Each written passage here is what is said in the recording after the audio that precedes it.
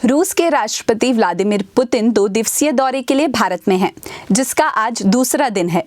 Putin आज सुबह राष्ट्रपति भवन पहुंचे, जहां प्रधानमंत्री नरेंद्र मोदी और राष्ट्रपति द्रौपदी मुर्मू ने उनका स्वागत किया और गार्ड ऑफ ऑनर से सम्मानित भी किया। इसके साथ ही रूसी राष्ट्रपति पुतिन का यह दौरा औपचारिक रूप से शुरू हो गया। गार्ड ऑफ ऑनर से सम्मानित होने के बाद पुतिन ने वहां मौजूद भारतीय डेलीगेशन से मुलाकात की और फिर रूसी डेलीगेशन से राष्ट्रपति मुर्मू और पीएम मोदी की मुलाकात कराई गई। भारत और रूस के रिश्तों को नई मजबूती देने वाली यह यात्रा अंतर्राष्ट्रीय हालात और बदलते वैश्विक समीकरणों के बीच काफी महत्वपूर्ण मानी जा रही है।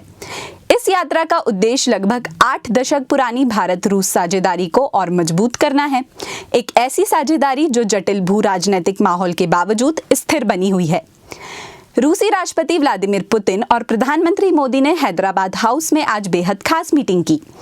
इस मीटिंग में जिन समझौतों पर सहमति बनी उनमें प्रवासन, हेल्थ केयर, मेडिकल एजुकेशन, खाद्य सुरक्षा, शिप बिल्डिंग, केमिकल्स और फर्टिलाइजर्स जैसे मुद्दे शामिल हैं। इस खास बैठक के बाद पीएम मोदी ने साझा बयान जारी करते हुए कहा कि भारत और रूस की दोस्ती बिल्कुल ध्रुव तारे की तरह है।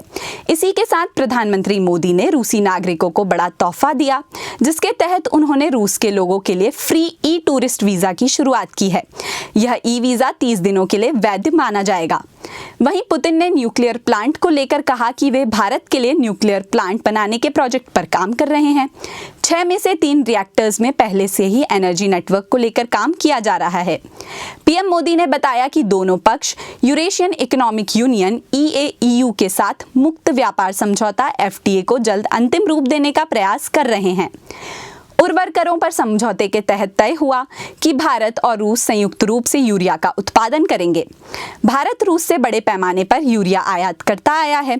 इस समझौते से भारत अब रूस के साथ मिलकर यूरिया का उत्पादन भी करेगा। इसी के साथ विदेश जाकर काम करने की चाह रखने वाले वर्कर्स के लिए भी खुशखबरी है।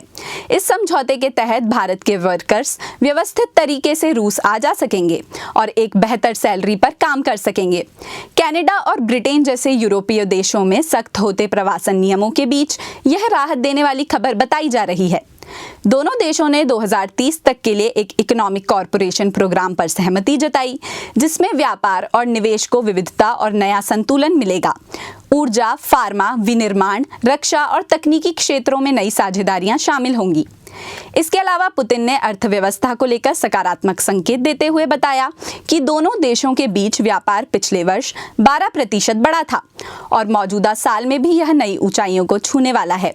उन्होंने विश्वास जताया कि भारत और रूस मिलकर जल्द ही $100 अरब के व्यापारिक लक्ष्य को हासिल करेंगे और यूरेशियन इकोनॉमिक यूनियन के साथ मुक्त व्यापार समझौते को तेजी से आगे बढ़ाएंगे।